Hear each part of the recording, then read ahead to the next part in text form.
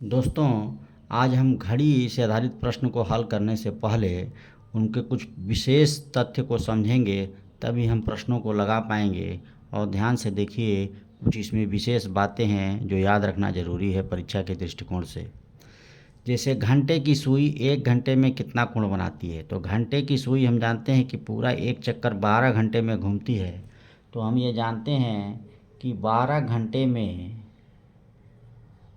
घंटे में ये बनाती है 360 अंश। यानी एक घंटे में कितना बनाएगी ये 360/12, यानी 12 तिहाई 36, 30 अंश का कोण बनाएगी 1 घंटे में। यानी ये 12 से 1 पर आती है 1 घंटा, तो 30 अंश का बनाती है। और 12 से 1 के बीच में कितने खाने हैं? 5 खाने हैं छोटे छोटे, यानी 5 खाने घूमने में 30 अंश बनाती है। इसका मतलब एक खाना जाएगी तो 30/5 यानी 6 अंश का कोण ये बनाएगी। इन दोनों बातों को याद रखिए कि 1 घंटे में 30 अंश घूमती है और एक खाना घूमने में ये 6 अंश का लेती है। ये दोनों बातें याद रखिए घंटे की सुई के परिप्रेक्ष्य में। तो ये बहुत महत्वपूर्ण तथ्य है, आने वाले प्रश्नों में इनकी ज़रूरत पड़ेगी। मिनट की सुई ले लें तो मिनट की सुई भी पूरा 60 मिनट में, ये 60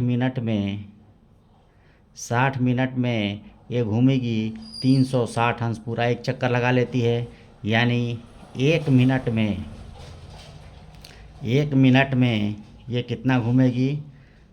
360/60, यानी 6×6 = 36, 60 अंश घूम जाएगी 1 मिनट में। 60 मिनट में 360 अंश घूमती है। हाँ, तो 1 मिनट में ये 60 यानी 6 अंश घूमेगी, ये 6 अंश घूम जाएगी। यानी 5 मिनट में यह कितना घूम जाएगी? 5×6 = 6 अंश है, ये 30 अंश घूम जाएगी। ये याद रखना है। यानी 5 मिनट माने यहाँ से यहाँ तक आएगी तो 6 अंश घूम जाएगी। यानी यह भी एक खाना अगर ले लें, एक खाना, ये 5 मिनट में 5 खाना हुआ तो एक खाना घूमने में कितना अंश लेगी? यानी 30/5, ये 6 अंश का समय लेगी। चलिए, ये दोनों बातें क्लियर हो गई। अब प्रत्येक घंटे में दोनों सुइयां परस्पर संपाती होती हैं, मतलब ये घूम कर आएगी तो इसकी और इसकी दिशा ऐसा आएगा कि एक ही हो जाएगी। तो हर एक घंटे में ऐसा होगा कि दोनों सुइयों की दिशा एक ही होगी। ये बात याद रखिए।